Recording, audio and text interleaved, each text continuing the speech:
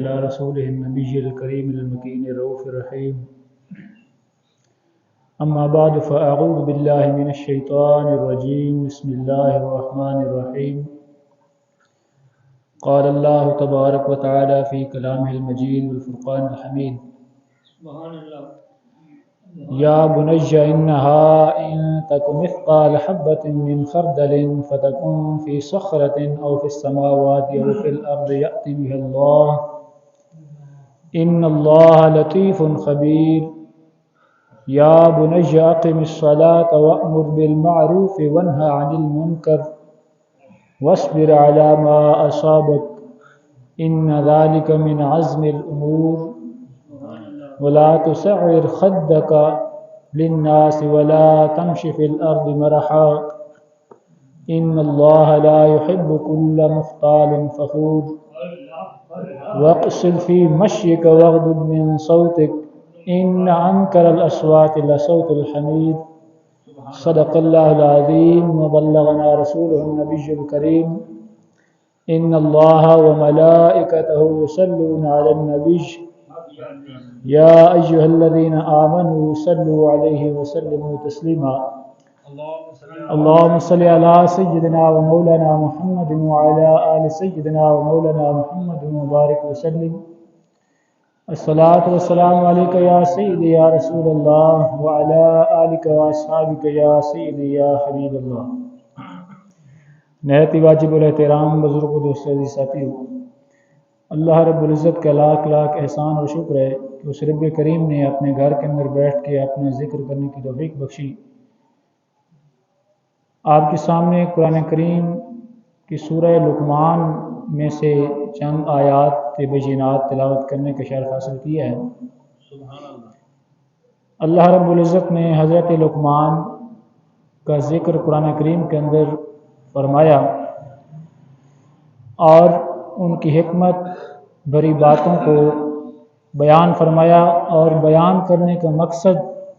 ہمیں بتانا ہے اور ہمیں وہ نصیحتیں جو حضرت لقمان علیہ السلام نے اپنے بیٹے کو کی وہ نصیحتیں ہمیں بھی بتائیں کہ یہ کتنی عظیم باتیں تھیں جن کو اللہ رب العزت نے قرآن کے اندر ذکر فرما دی. لیکن اللہ رب العزت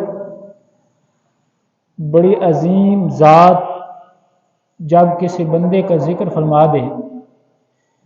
تو پھر یقیناً اس بندے کا مقام و مرتبہ بہت بڑا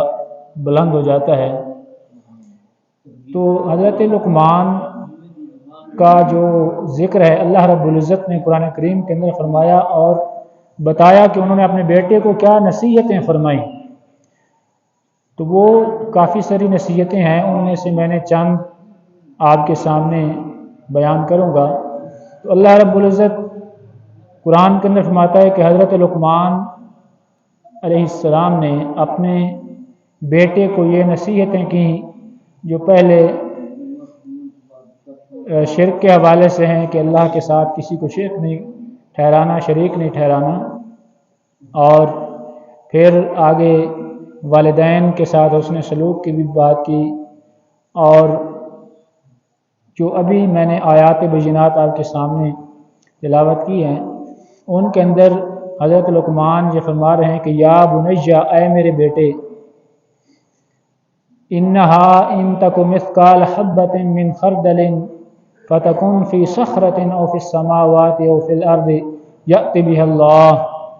کہ اللہ رب العزت کی یہ شان ہے، اپنے بیٹے کو حضرت لقمان بیان کر رہے ہیں کہ اللہ کی یہ شان ہے کہ اگر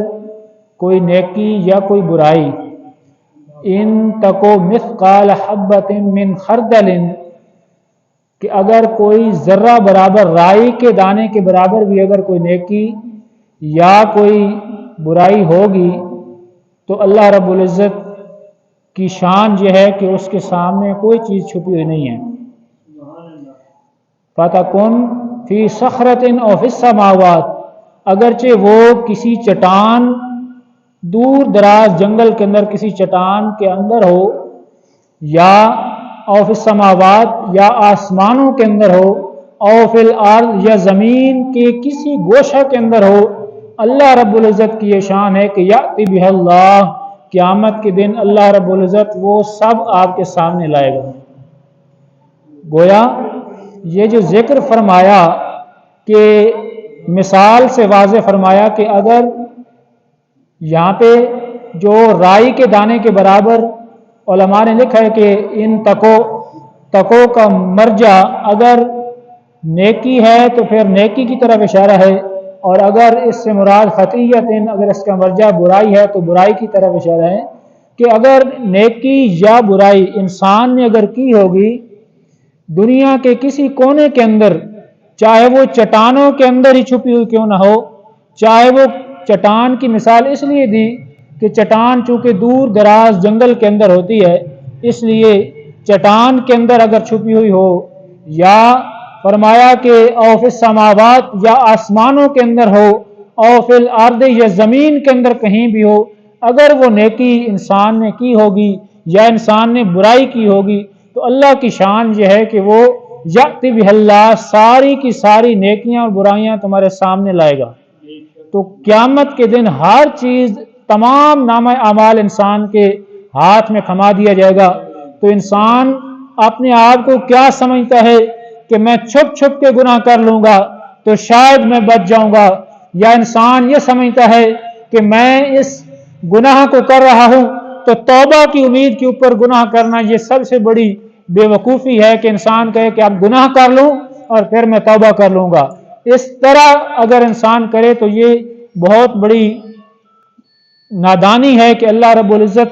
کی رحمت کے اوپر یقین انسان کو ضرور رکھنا چاہیے، لیکن اس کا مطلب یہ نہیں کہ انسان توبہ کے امید کے اوپر گناہ پہ گناہ کرتا جائے۔ تو اللہ رب العزت قیامت کے دن ہر ایک نیکی کو، ہر ایک برائی کو انسان نے جو کیا ہوگا وہ انسان کے سامنے لے کے آئے گا۔ فرمایا کہ ان اللہ لطیف خبیر، کہ اللہ رب العزت کی شان یہ ہے کہ وہ بڑا باریک بین ہے، بڑا خبردار ہے۔ ایک چھوٹی سی چھوٹی چیز، یعنی لطیف کا مطلب بالکل باریک بین، یعنی چھوٹی سی چھوٹی چیز بھی ہے تو اللہ رب العزت کے سامنے کوئی چھپی ہوئی نہیں ہے، بلکہ اللہ رب العزت اس سے بھی واقف ہے اور جانتا ہے۔ خبیر، ہر بات کا علم اللہ رب العزت کو ہے۔ اور پھر فرمایا کہ یا بنیہ، حضرت لقمان اپنے بیٹے کو حکم دے رہے ہیں کہ یا بنیہ، اے میرے بیٹے، اقم الصلاۃ، نماز کو قائم کرنا، نماز کا حکم دیا۔ نماز کا حکم دے کر یہ گویا بتایا جا رہا ہے کہ جتنے بھی انسان کے اوپر فرائض ہیں ان میں یہ افضل فریضہ ہے نماز کا، اور نماز کا ذکر فرمایا کہ اقم الصلاۃ، نماز کو قائم کریں، وَأْمُرْ بِالْمَعْرُوفِ، نیکی کا حکم دیتے رہیں، وَانْہَ عَنِ الْمُنْکَرِ، اور برائیوں سے منع کرتے رہیں۔ یعنی حضرت لقمان نے اپنے بیٹے کو یہ نصیحت فرمائی کہ نماز قائم کیجئے، نیکی کا حکم دیجئے اور برائی سے منع کرتے رہیں۔ وَاصْبِرْ عَلَىٰ مَا أَصَابَكَ، اور جو تمہیں مصیبتیں یا پریشانیاں یا جو اس راستے کے اندر تمہارے اوپر مشکلات آئیں تو ان کے اوپر آپ نے صبر کرنا ہے۔ تو اس آیت کریمہ کے اندر یہ اشارہ ملتا ہے کہ جب کوئی نیکی کے راستے پہ چل پڑتا ہے، جب کوئی انسان نماز کا راستہ اختیار کرتا ہے، امر بالمعروف اور نہی عن المنکر کا راستہ اختیار کرتا ہے، لوگوں کے اخلاق کو سنوارنے کی بات کرتا ہے، معاشرت کی بات کرتا ہے، اچھائی کی بات کرتا ہے اور تبلیغ کی بات کرتا ہے، دین کی بات کرتا ہے، تو اس کے لیے مشکلات آتی ہیں۔ جیسے انبیاء کرام کے اوپر مشکلات آتی رہیں اور بہت زیادہ انبیاء کرام کے اوپر مشکلات آتی رہیں، تو اللہ رب العزت فرماتا ہے کہ حضرت لقمان نے اپنے بیٹے کو نصیحت کی کہ وَاصْبِرْ عَلَىٰ مَا أَصَابَكَ، جو بھی مصیبتیں تمہارے اوپر آئیں ان کے ساتھ کیا کرنا ہے کہ ان کے اوپر صبر کرنا ہے۔ وَاصْبِرْ عَلَىٰ مَا أَصَابَكَ، یعنی جو بھی مصیبت آئے اس کے اوپر صبر کرنا، یہ بندہ مومن کی شان ہوتی ہے کہ بندہ مومن کا جس طرح حدیث پاک کے اندر آتا ہے کہ بندہ مومن کا مقام بلند ہے، جدا ہے۔ مفہوم حدیث ہے کہ انسان کے اوپر دو کیفیتیں ہوتی ہیں، یا تو وہ انسان کے اوپر اللہ رب العزت کی نعمتیں ہو رہی ہوتی ہیں اور خوشی کے لمحات ہوتے ہیں، یا پھر انسان کے اوپر پریشانی ہوتی ہے، اور انسان کے لیے غم اور پریشانی کے لمحات ہوتے ہیں۔ تو حدیث پاک کے اندر آتا ہے کہ مومن کا تو معاملہ ہی جدا ہے کہ اس کے اوپر جب اللہ کی نعمت ہوتی ہے تو نعمت اور خوشی کے اوپر اللہ رب العزت کا شکر ادا کر کے ثواب اور اجر کماتا ہے، اور جب اس کے اوپر پریشانی یا کوئی مصیبت یا مشکل آتی ہے تو اللہ رب العزت کے حضور وہ صبر کرتا ہے، مصیبت کے اوپر صبر کر کے وہ اللہ کے حضور اجر کماتا ہے۔ تو انسان کی، بندہ مومن کی یہ شان ہے کہ انسان ان دو کیفیات میں سے گزرتا ہے، یا خوشی اور غم، یعنی خوشی کے اندر اللہ کا شکر ادا کرنا یہ بندہ مومن کا وتیرہ ہے، یا پھر غم کے اندر صبر کرنا یہ بندہ مومن کا وتیرہ ہے۔ فرمایا ان ذالک من عزم الامور، جو یہ کام کر لے گا یہ بڑی ہمت کے کام ہیں۔ اللہ رب العزت فرماتا ہے کہ ان ذالک من عزم الامور، یہ بڑی ہمت کے، عظمت والے، بڑی عظیمت والے، بڑی ہمت کے کام ہیں کہ مصائب کے اوپر صبر کرنا، مشکلات کے اوپر صبر کر لینا یہ بڑی ہمت کے کام ہیں۔ فرمایا ولا تصعر خدک للناس ولا تمشی فی الارض مرحا، اور یہاں پہ ان مغروروں کی بات ہو رہی ہے، متکبرین کی بات ہو رہی ہے، جو معاشرت کی بات ہو رہی ہے، اخلاق کو سنوارنے کی بات ہو رہی ہے۔ فرمایا کہ ولا تصعر خدک للناس، لوگوں سے بات کرو تو منہ موڑ کے گردن اکڑا کے بات نہ کرو۔ سارا عربی زبان کے سار حد کا مطلب ہوتا ہے، یہ محاورت میں استعمال ہوتا ہے۔ سار ایک بیماری کا نام ہے جو کہ عرب کے اندر اونٹوں کی بیماری، اونٹوں کو جب بیماری لگ جاتی تھی گردن کے اندر تو ان کی گردن ٹیڑھی ہو جاتی تھی، تو اس کو عرب کہتے تھے کہ سارا خدک، کہ خدہ یعنی اس جانور کی، اس اونٹ کی گردن ٹیڑھی ہو گئی ہے۔ تو یہ محاورتاً استعمال ہوتا ہے کہ جب کوئی گردن ٹیڑھی کر کے بات کرے، یعنی متکبر انسان جو ہوتا ہے وہ بھی اس طرح کرتا ہے، تکبر والا جس کے اندر غرور ہوتا ہے، جس کے اندر فخر جتانے کا ایک وہ بیماری ہوتی ہے، وہ اس طرح گردن اکڑا کے جب بات کرتا ہے، جس طرح کہتے ہیں کہ کسی کی گردن میں سریا کا ہونا، یہ بھی ہمارے معاشرے میں ایک بہت بڑی بیماری ہے جس کی وجہ سے ہمارے آپس کے تعلقات اکثر خراب ہو جاتے ہیں۔ تو اس بیماری کو اسی وجہ سے، وہ بیماری کی وجہ سے اس کو محاورتاً استعمال کیا جاتا ہے کہ اونٹ کی گردن چونکہ ٹیڑھی ہو جاتی تھی اس لیے اس کو سارا خدہ کہتے تھے۔ تو اس لیے اللہ رب العزت نے بھی اس عربی محاورے کو قرآن کے اندر ذکر فرمایا کہ وَلَا تُصَعِّرْ خَدَّكَ لِلنَّاسِ، لوگوں سے بات کرو تو گردن اکڑا کے بات نہ کرو۔ یعنی ایک بندہ بات کر رہا ہے تو یہاں پہ اخلاق کی تعلیم دی جا رہی ہے کہ اگر تمہارے ساتھ کوئی بات کرتا ہے، تمہارے ساتھ کوئی معاملہ پیش آتا ہے، تمہارے ساتھ کسی کا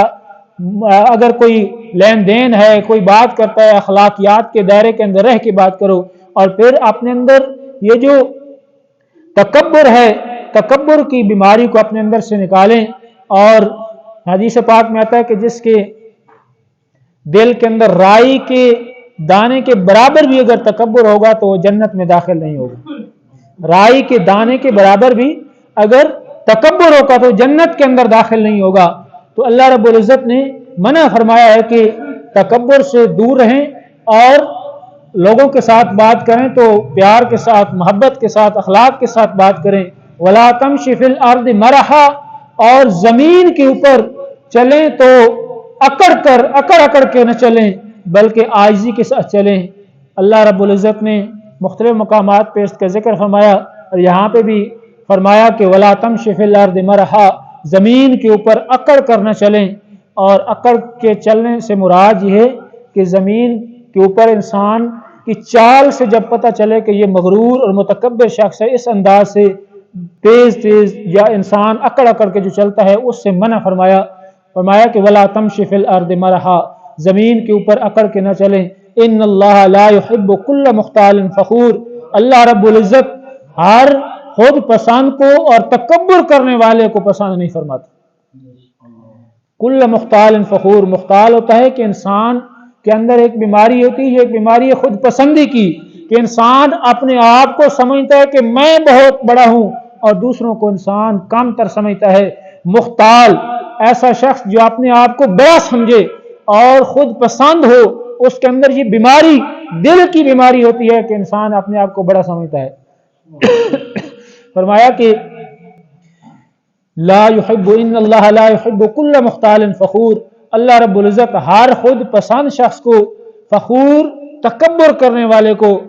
متکبر شخص کو، فخر جتانے والے کو، جو اپنے تکبر کا اظہار کرتا ہے، اپنے عہدے کا اظہار کرتا ہے، اس کو پسند نہیں فرماتا۔ کہ انسان کے اندر بعض دفعہ اس کی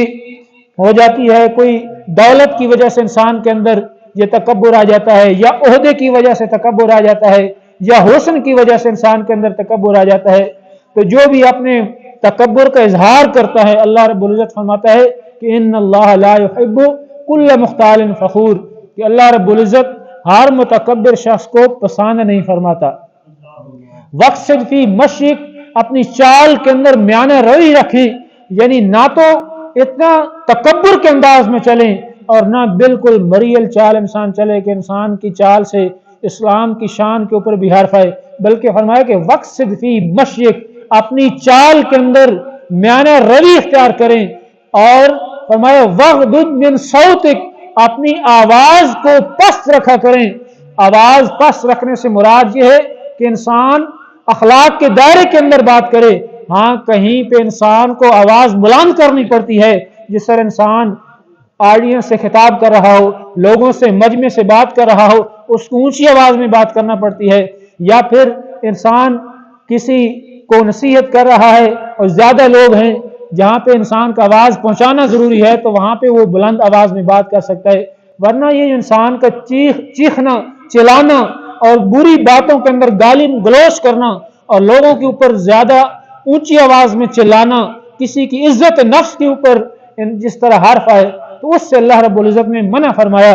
کہ وغضض من صوتک، اپنی آواز کو پست رکھا کریں۔ آگے مثال ارشاد فرمائی کہ ان انکر الاصوات لصوت الحمیر، کہ سب سے بری اگر آواز ہے تو گدھے کی آواز ہے۔ تو انسان جب چلاتا ہے، جب انسان چیخ رہا ہو، جب انسان گالم گلوچ کر رہا ہو، کسی کی عزت نفس کے اوپر حملہ کر رہا ہو، انسان تو سمجھتا ہے کہ میں بڑی چیز ہوں، میں نے اس کو ہیچ کر دیا ہے، سامنے والے کے اوپر چلانا، چیخنا، اس کے اوپر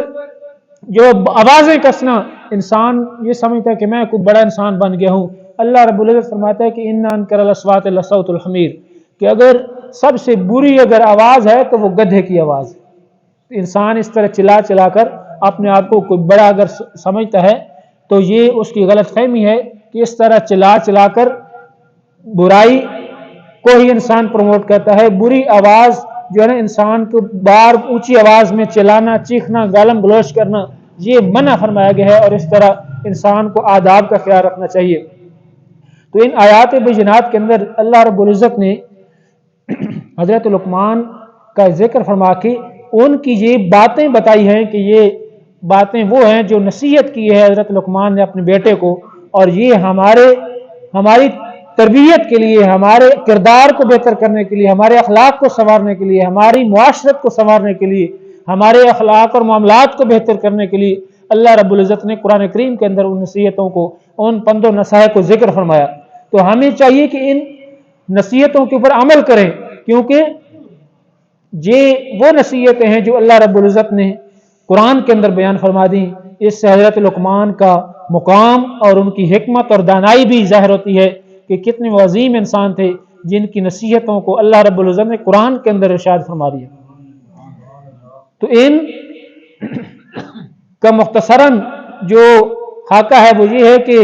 قرآن کریم میں اللہ رب العزت نے یہ واضح فرما دی ہے کہ انسان دنیا کے اندر کہیں بھی کوئی اگر نیکی کرے گا، برائی کرے گا، انسان چھپ کے کرے گا، ظاہر میں کرے گا، کہیں بھی انسان کچھ بھی کرے گا تو قیامت کے دن وہ سب انسان کے سامنے لایا جائے گا کتابچے کی صورت میں۔ جس طرح ایک اور مقام پہ فرمایا کہ لا یغادر صغیرۃ ولا کبیرہ، تو اس کتابچے کو اللہ رب العزت جب انسان کے ہاتھ میں تھمائے گا تو وہ انسان کہے گا کہ ہائے اس کو کیا ہو گیا، کہ لا یغادر صغیرۃ ولا کبیرہ، اس نے کوئی چھوٹا گناہ بھی نہیں چھوڑا، اس نے کوئی بڑا گناہ بھی نہیں چھوڑا۔ تو اللہ رب العزت فرماتا ہے کہ ان تکو مثقال حبۃ من خردل فتکن فی صخرۃ او فی السماوات او فی الارض یأتی بها اللہ، اگر چٹانوں کے اندر بھی وہ کوئی نیکی یا برائی ہوگی، اگر انسان جنگلوں میں کرے، آسمانوں میں ہوگی، یا انسان زمین کے اندر کرے، چھپ کے کرے، اندھیرے میں کرے، اللہ رب العزت کی شان جو ہے کہ وہ ہر نیکی کو، ہر برائی کو انسان کے سامنے لائے گا۔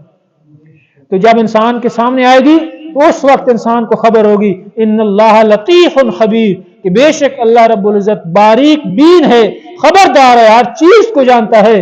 اور نماز کی قیام کی بات کی گئی کہ اقم الصلاۃ، نماز قائم کیجیے، جتنی بھی فرائض ہیں، واجبہ انسان کے اوپر ضروری اللہ رب العزت کی طرف سے واجب کیے گئے ہیں، ان میں نماز سب سے افضل ہے، کیونکہ یہاں پہ بھی نماز کا فرائض میں سے نماز کا ذکر فرمایا کہ اقم الصلاۃ، کہ نماز قائم کیجیے۔ نماز قائم کرنے سے مراد یہ ہے کہ انسان نماز کے تمام لوازمات کا بھی خیال رکھے، رکوع اور سجود کا بھی خیال رکھے۔ کہیں بھی قرآن کے اندر نماز پڑھنے کا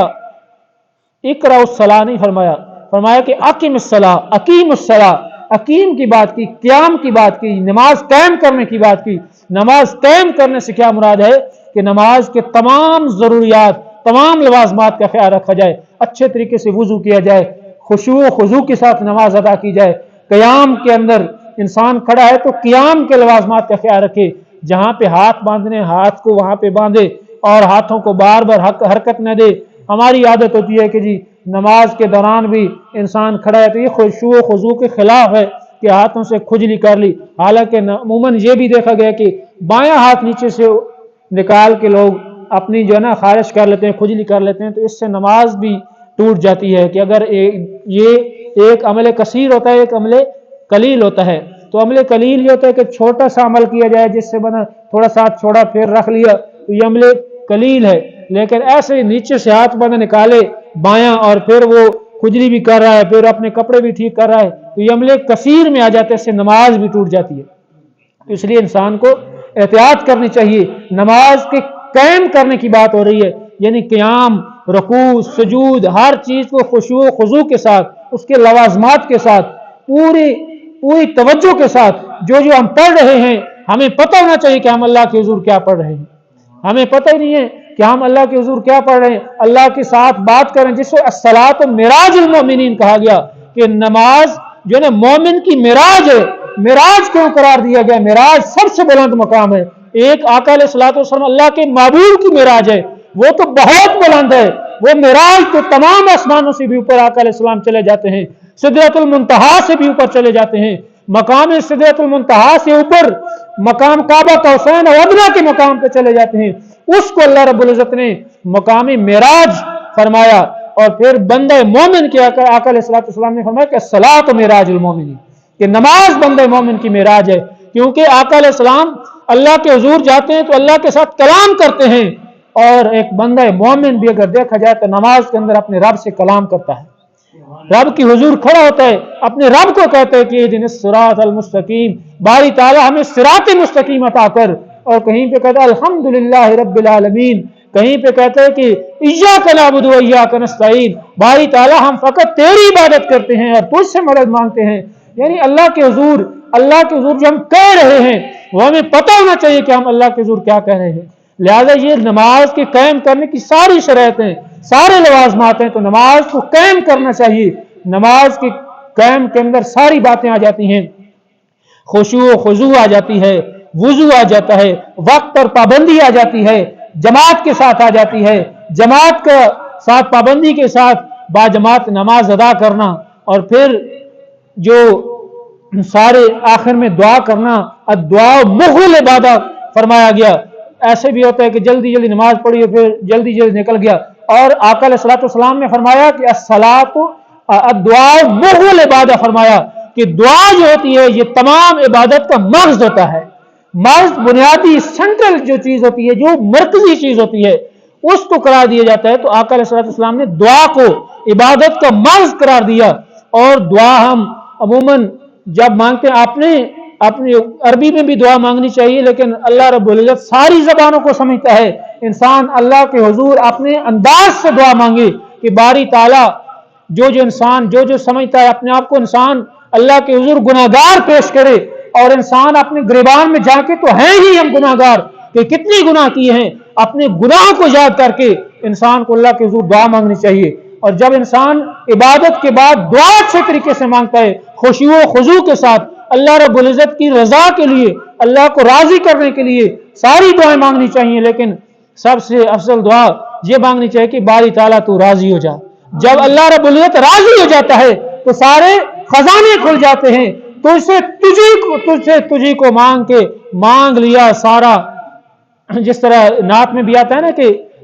تجھی کو مانگ کے، یعنی کہ وہ نعت کے اندر یہ جس کا مفہوم ہے کہ تجھی کو مانگ کے سارا کچھ میں نے مانگ لیا ہے۔ تو اللہ رب العزت سے اللہ رب العزت کی رضا مانگنی چاہیے، آقا علیہ الصلوۃ والسلام کا عشق مانگنا چاہیے، للہیت مانگنی چاہیے، خشوع و خضوع مانگنا چاہیے، اللہ رب العزت کی اطاعت مانگنی چاہیے۔ جب یہ چیزیں آ جائیں گی کہ دنیا بھی آ جائے گی، پیسے بھی آ جائیں گے، پھر دنیا اور آخرت کی بھلائی مانگنی چاہیے کہ ہمیں دنیا کے اندر بھی بھلائی عطا کر۔ جس طرح آقا علیہ الصلوۃ والسلام دنیا یہ دعا مانگا کرتے تھے اکثر کہ ربنا آتنا فی الدنیا حسنۃ وفی الآخرۃ حسنہ، کہ باری تعالیٰ ہمیں دنیا کے اندر بھی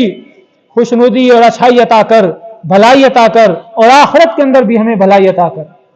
تو دنیا اور آخرت کی بھلائی مانگنی چاہیے۔ تو نماز کے قائم کرنے کا حکم ہے، وَأْمُرْ بِالْمَعْرُوفِ، امر بالمعروف کا نصیحت کی گئی ہے کہ نیکی کا حکم دیتے رہو۔ ہر انسان کے لیے، ہر بندے مومن کے لیے ضروری ہے کہ انسان معاشرے کے اندر ایک مبلغ بن کے رہے، تب معاشرے کے اندر تبدیلی آئے گی۔ کوئی ایک چاہے جتنا بھی یہاں پہ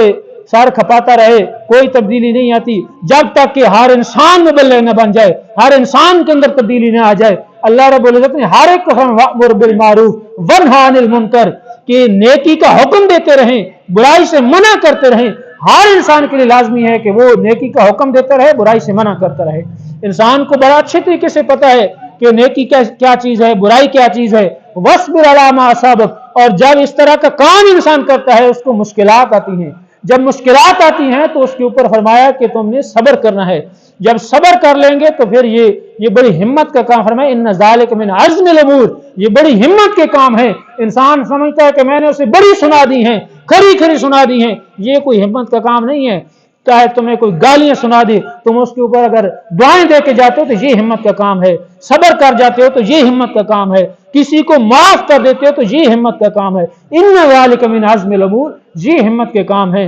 اور آگے جو فرمایا کہ برائی اور تکبر اور یہ انسان کو نہیں کرنا چاہیے، ولا تصغر خدک للناس، لوگوں سے ایسے منہ چڑا کے گردن اکڑا کے بات نہ کیا کریں۔ اور کہیں پہ فرمایا کہ